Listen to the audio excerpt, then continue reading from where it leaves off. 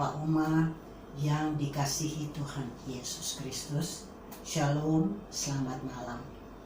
Pada malam hari ini, sebelum kita akan tidur dan beristirahat, mari kita bersaat teduh sejenak.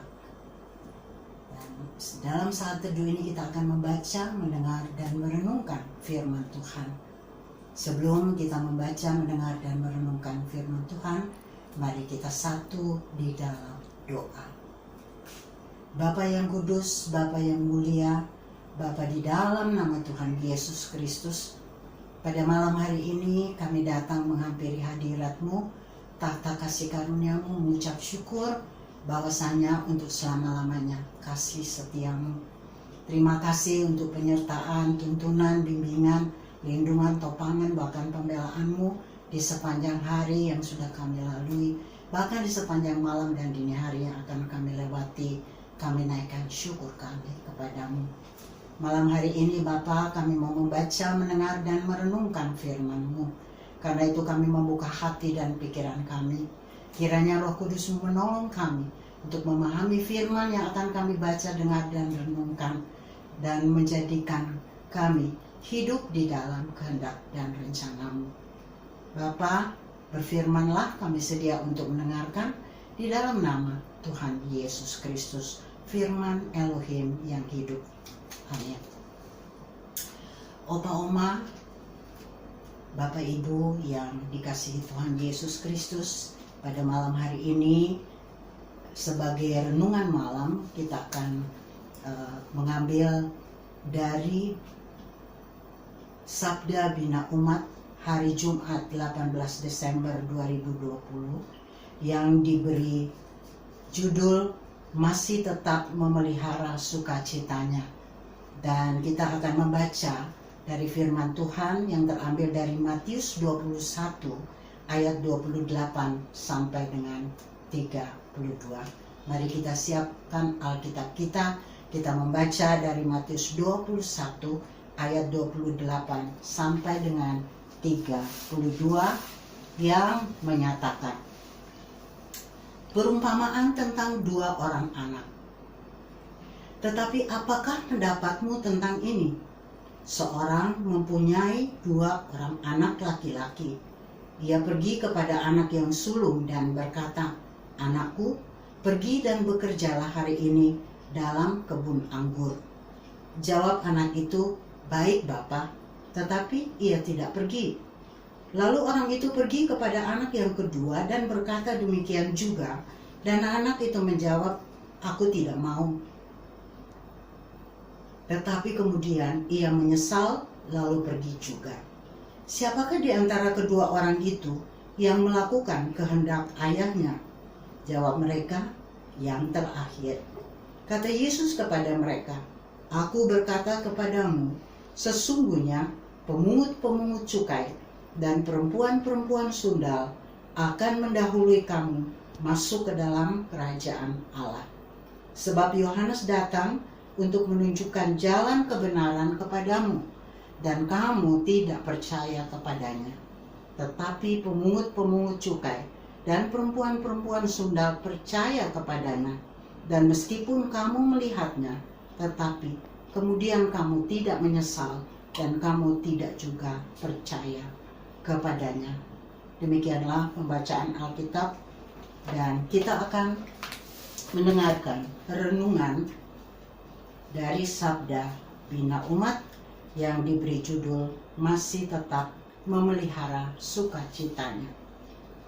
Bagi orang Yahudi, khususnya para imam dan tua-tua, perempuan sundal dan pemungut cukai adalah orang-orang yang dianggap najis, berdosa, dan tidak layak untuk berada dekat dengan mereka. Mereka lebih bersih, saleh, layak di hadapan Allah. Namun demikian, bagaimanakah mereka di hadapan Tuhan Yesus? Yang pertama, Tuhan Yesus tidak membeda-bedakan, karena kasih dan sukacita akan keselamatan dari Allah adalah untuk semua orang. Yang kedua, Tuhan Yesus mengingatkan bahwa Allah memahami akan kedalaman hati seseorang dalam menanggapi sukacita kasih Allah. Perumpamaan yang Tuhan Yesus sampaikan tentang sikap hati dan tindakan dua orang anak yang disuruh ayahnya menegaskan akan hal itu. Bahkan orang Yahudi yang mendengar juga turut setuju dengan pesan dari isi dan perumpamaan itu. Ayat 28 sampai dengan 31a. Kebanyakan orang menilai sesamanya dari apa yang tampak kelihatan di luar. Lalu karena penilaian itulah, akhirnya sesamanya tidak mendapat kesempatan untuk merasakan sukacita dari Allah.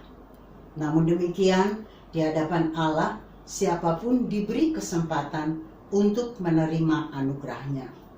Perumpamaan yang disampaikan oleh Tuhan Yesus pada saat yang sama menjadi peringatan bagi orang-orang yang sudah merasa lebih bersih dan layak dari saudara-saudara yang lain. Di 7 hari ke depan, kita akan merayakan kehadirannya. Marilah mempersiapkan diri dan hidup kita untuk sungguh-sungguh memelihara sukacita dari Allah. Jangan merasa diri lebih bersih dari yang lain. Jangan terjebak untuk sibuk menilai orang lain. Gunakanlah secara bijaksana waktu yang Allah karuniakan. Jadikanlah waktu itu sebagai kesempatan untuk memelihara sukacita dan membagikannya bagi sesama. Amin. Mari kita berdoa. Ya Tuhan Yesus, kami tetap memohon tuntunan-Mu agar dapat memelihara sukacita akan kehadiran-Mu dengan hati yang murni. Dan pada malam hari ini kami mau bersyukur untuk firman-Mu yang boleh kami baca, dengar, dan renungkan.